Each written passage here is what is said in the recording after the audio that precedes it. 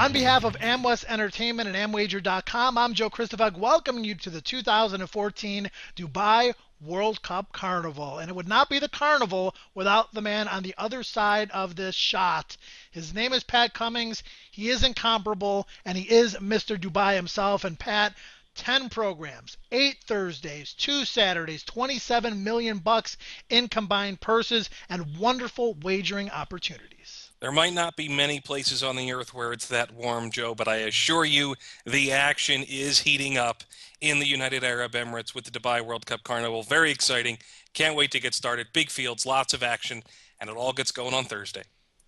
Timing couldn't be better, Pat. Those of us in North America could use a little bit of warmth at this point of the winter. There's no doubt about that. Now, Pat, we're going to be doing these videos each and every week. Today, we're going to give some basics about the carnival, some information that people need to kind of get themselves set up and set the stage. We also have your full card picks. We have my spot plays. We're going to do a $100 bankroll at the end of this video to put our money where our mouth is. So without further ado, let's jump into the action. We're going to talk about the card, obviously. The first race is a 1,000-meter grass race. We'll get to that in just a moment or two. Should mention as well that the featured race is the El Maktoum Challenge Round 1.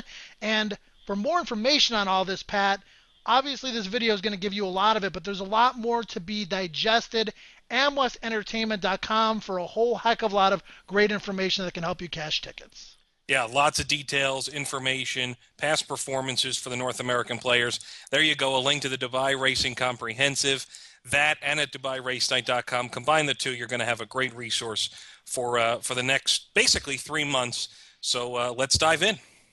Comprehensive PPs, track of stats, all Pat Cummings, all day and night. Free live video as well, so visit AmwestEntertainment.com. Pat, 6 thoroughbred races on Thursday, January 9th. First post Eastern time here in the States will be at 10 a.m. And before we get into the actual racing action, give us some tips, some things to look out for. Obviously, downloading the comprehensive, you're going to get a heck of a lot more information about jockeys, trainers, horses, potential for how the racetrack plays on a daily basis. But let us get started with a few of your tips to get people on their way. Yeah, a couple things that are pretty clear to me. First off, horse players almost always look for a bias, especially if they're playing on a dirt or an all-weather surface. And I assure you that after analyzing it year after year, there really is no bias at Meydan. The course plays incredibly fair, find the pace, and go from there. Really, the other big thing to me, there's all different things, understanding the intent and why the horse is there. What is X horse doing in X race? What are they doing and how are they doing it? That's one thing you always need to be aware of. Are they prepping for something else? Does this trainer need to get a run into his horses? Those types of things. And then really for me, it comes down to recognizing value where value happens to be. It doesn't mean ignoring the favorites. In last year's Carnival, favorites finished in the first 3 in the trifecta 60% of the time. They don't always run out. They're not. It's not as if they're losing their heads while racing. They're plenty in the money on a regular basis at Meydan, and so I think players just need to be aware of that going into this year's Carnival. Yeah, I think what every horse player wants is balance of favorites and a good percentage of long shots as well. And 1 out of every 6 winners last year, Pat, during the Carnival was 10-1 or higher. So I do think you need to take note of that. And speaking of wide open races, Pat, we're going to get right into one of those to kick off the action for the Dubai World Cup Carnival. Race number 2, a 5-1 morning line favorite to kick things off. We should let people know that you do make the morning line for the Carnival, so you've got your finger on the pulse of what's going on, and not really taking much of a stand in this first race, Pat. No, and I think it's very difficult to do so. The favorite being number 9, Nero Emperor, but he is drawn on the far side, which isn't typically where all the action is on the turf course in these sprints. For whatever reason, it does seem as though in these straight sprints on the turf course, the higher draws tend to be better. And keep in mind that the saddle towel numbers do not equate to the post positions. Those are different from time to time. Taking a look at it overall, field of 15, and on paper it does seem like just about any of these can win. 25-1, the highest price on the morning line, and frankly, you just don't know where things are going to go. I didn't have a huge feeling on this one, Joe. I actually sided with number 15, Roy Cad, who was getting back to the turf. He seemed to be a little bit out of condition in his first two local starts, but those were on dirt and at Maidan.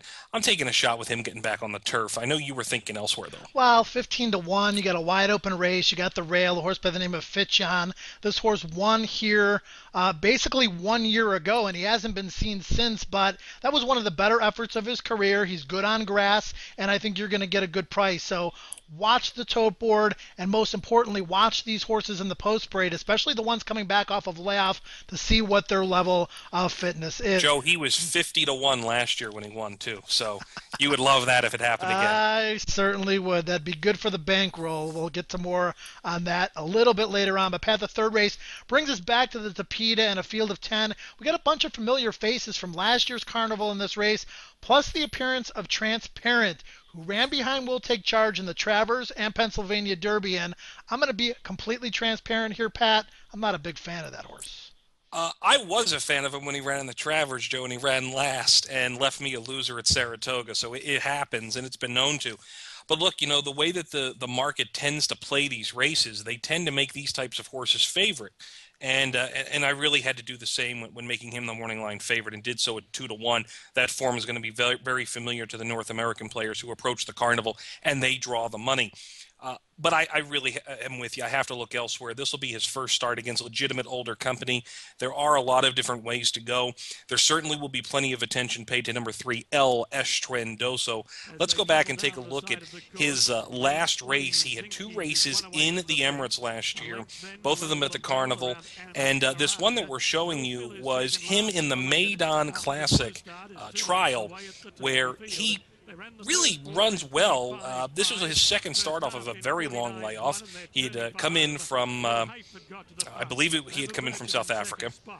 Christophe Soumillon, Mike DeCock. Look, they don't do a whole lot first up, but this is a horse who had trouble. And as we outlined in the Dubai Racing Comprehensive, Joe, at the beginning of the season, this is a horse that trainer Mike DeCock thinks is very progressive.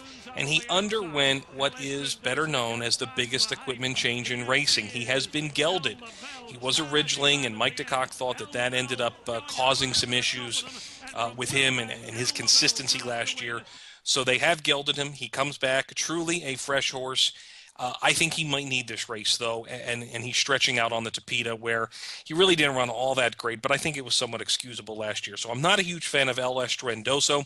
I actually sided with number 5, Ottoman Empire, a horse I picked last year and did end up winning. He's 10 to 1 on the morning line. Here's the thing. I think Richard Mullen's going to go and be forward with him in a race that doesn't have a whole lot of pace other than maybe number 4, Izaj, maybe number 9, Busker.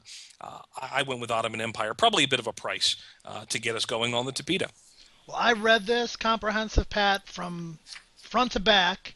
You've got some great information about Mike DeCock, his horses, and some quotes from him. And the horse you mentioned, El Estrendoso, is one that he appears to really like. But like you mentioned, a lot of these horses need a race. I was very impressed by that turn of foot that he showed last year. So it'll be interesting to see if he can run back to that form or even improve on it as the Carnival goes on. Pat, the fourth race is a full field of 14 going 1,400 meters, which is about 7 furlongs on the Tapeta. And on paper, it seems like there are many in here with a chance. And I think a horse that might be a nice price, at least square enough, is My Freedom. And maybe this time around it'll actually get a clean trip.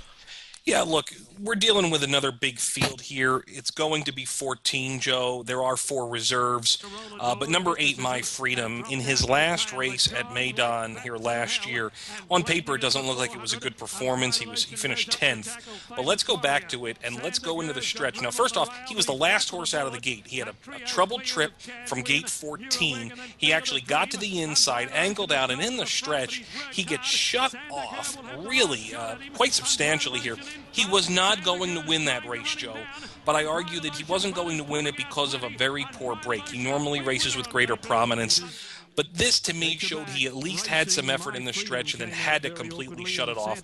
The jockey that was found as the offending party there was suspended 3 meetings, and that is substantial in the UAE, I mean, considering the duration of the season. My Freedom has come back to do some fairly good things on the all-weather. He was a winner at Wolverhampton in October off a very wide trip against a fairly decent field. I really like him here. I think there are a lot of questions with some of the others. Number 7, Monras. Number 2, Ocean Tempest, who, off his recent form, is a deserving morning line favorite in this spot. But he's drawn in gate 14. I don't think that's going to help him. The public will pay him plenty of attention off the record. I went with My Freedom. I really like him. I have actually made him my Am Wager best bet of the day. Well, Pat, we'll see if we can pad our bankrolls in the fourth with that best bet and move on to the bigger races on the program. They're all big in Dubai, obviously, but the fifth and sixth are the two features. First, we've got the fifth race, the Singsfield Stakes on the grass, and then the $250,000 Maktoum Challenge Round 1. It's a Group 2, a field of 10, going 1,600 meters, which equals 1 mile. And Pat, returning champion and the ageless one, Barbecue Eddie, he's back. He is 10 years old. He drew number 10. He'll be in gate number 10. Barbecue Eddie, I mean, you have to love this horse. He is a fighter. He did have one start this year. In fact, 3 horses that are in this race have come out of a local prep for this, and none of them won it. We're going to take a look at 3 horses here. Barbecue Eddie, who was in the blue silks with the black cap, then Mufar, the blue silks with the red cap, and Samurai Sword, who is at the back of the pack right now. These 3 horses all emerge and will come back into this race. And look, Barbecue Eddie, he's 10. Are we really going to get the best effort out of him? He beat a fairly substandard field last year, and this field isn't a whole lot different. I think he'll be better to be on the outside, but I really like Mufar. Mufar is one who I think he'll get plenty of pace to come into the race, which I think will be attended by Daddy Long Legs. I think Sharuk could show, actually, Capital Attraction will definitely show some speed. Look, I don't have an overwhelming opinion in the race, Joe, and so I've sided with Mufar. I think he provides some value here. He was second in the Godolphin Mile a couple years ago. He has some back class there, so Mufar for me in the Maktoum Challenge. I'm waiting to see really how some of these other horses get on. And Brendan Bracken is one of those who I think is really a bit of a wild card, and so is Godolphin's morning line favorite, number 5 Steeler. Yeah, I mean, I thought Surfer was impressive in that video that we just showed. I thought Mufar hung a little bit. Barbecue Eddie looked a little bit flat, so that race didn't seem that strong to me coming into this one. But this one doesn't seem overly strong either moving forward. I think we're going to see bigger and better. I went with Brendan Bracken here. Beat Eluval last year. That horse has class and was an impressive local winner. This horse has tactical speed, is proven at the distance. Now we know this horse is proven on grass and not so much on the all-weather, but I'm going to give him a pass. 5-1 on the morning line against a field that I don't think is that strong for the level. I'll go with Brendan Bracken, who may appear to be on the upswing and maybe primed for a good campaign. I'm not denying that, Joe. And one other mention, you have to mention something about Steeler. This will be his first time on an all-weather surface. He's by Ravens Pass, and the progeny from Ravens Pass have done very well on the all-weather, especially at Maidan. So that goes in his favor. But he is coming off a very long layoff and will face not just 3, but now older horses for the first time. He hasn't raced since he was 2. Well, race 6, Pat's value play of the day, Mufar, number 7, 6-1 on the morning line, and that's going to transition us into our overall selections of the card. And Pat kind of poked me into doing selections this year, which I haven't done in the past, but I'm very excited about it. Going to watch these races week in and week out, and I think my form will improve much like the Mike Ducat contingent as we move forward here, Pat. But here are my spot plays. We mentioned Fitchion at 15-1. L.S. Truendoso at 9-2 and Brendan Bracken at 5-1, races 2, 3, and 6 respectively. You're going to give us your selections for all the races, but for more detailed analysis, make sure you visit mwestentertainment.com and DubaiRaceNight.com. Pat, what do you got? Yeah, Roy Catt in that first thoroughbred race, the second race on the card. David Livingston, I add in there for the Singspiel Stakes. I think he fits this well, and he should get a tracking position in that spot. And, in the 7th race, I really like number 5, Complicate. I set him at 5-2 on the morning line. It's a field of 16. I think he might actually go off a little bit shorter than that. He's been very impressive in his last 2 in Australia, and there are question marks that abound in a field of 16 going 7 furlongs on the turf. Just about anything can happen, but I like Complicate in that spot, and I actually think a wide draw does him well. Well, I'm not sure how many people will get the reference, but I'm going against Pat Cummings in a bankroll challenge in Dubai Racing. I kind of feel a little bit like Nate Robinson trying to guard LeBron James in the post on this one. I'm going to dip my toe in the water, Take it easy for the first couple of weeks. See if we can pad the bankroll against Pat, and then maybe take some bigger shots a little bit later on. But here's the deal. It's the AmWager $100 bankroll challenge, a friendly rivalry between Pat Cummings and myself. I showed you my spot plays a little bit earlier. We're going to do a ladder play in race 2 on Fitchion. Race number 3 will come right back with S. Schwendoso at 9-2, and then we'll put a little bit bigger wager in race number 6, 15 to win, 35 to place on Brendan Bracken, and try to turn that 100 into maybe about $250 or so, Pat. You can give that a shot, but if I hit the trifecta or the exactas in the 4th or the 7th race, look out. I dabbled a little bit in race 2 with my long shot pick, Roy Cad, but then went with trifectas with My Freedom on top in the 4th, and then in the 7th with Complicate on top and exactas with 3 other, what I think are fairly logical horses, but played it for $10. So we'll see what comes out after the end of the first week. Now, Pat and I cannot emphasize this enough. Go to amwestentertainment.com and DubaiRaceNight.com for more up-to-date information and complete analysis, live video, all that stuff we talked about earlier. But the best way to follow race by race, in addition to the live video, is to follow Twitter. There are some great Twitter feeds that Pat has included in the comprehensive for people that really know Dubai racing. First and foremost, Pat Cummings, Dubai Race Night and Trackus Racing. Follow him on both of those and get detailed information on the Dubai Carnival races as they happen on Thursday and leading up to it. And maybe I'll tweet a couple things during the course of the program as well as we put our eyes on those horses in the post-parade, because a lot of times, Pat, that can help increase your confidence level, especially with a lot of these horses coming back off of long layoffs. I don't deny it. And not to mention, we're going to see a lot of horses coming in from a much colder European climate into Dubai. Some of them have only been there a couple days before they're going to be racing. And we might see just a few of them heat up, even though it's not, wildly, it's not the dead of spring, which, in Dubai, it can get up into the 90s or into the high 30s Celsius.